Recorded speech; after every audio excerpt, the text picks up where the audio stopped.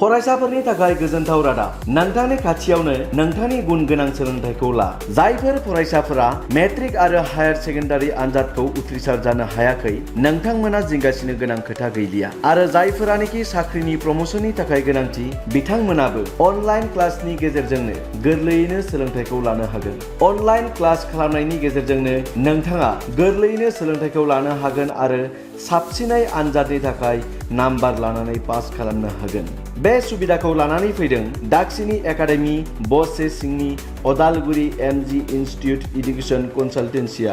बे फसंथाना नोंथांनि खाथि ओनसोलावनो थानाय अदालगुरि जिल्लानि सिङाव थानाय अदालगुरि टाउन सान्ति रड अदालगुरि हायार सेकेन्डारि स्कुल साखाथियाव।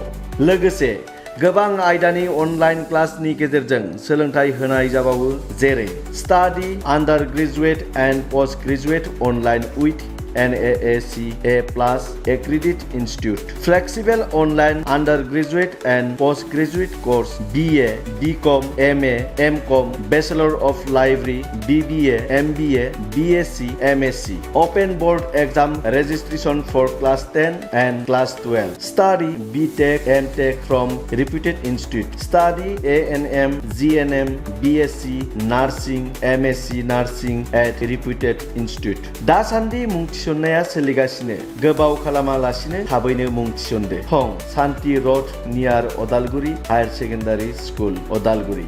साबसिनै मोनथिबावनो थाखाय 8638191950 9365981525 बे नाम्बाराव फन खालामहर।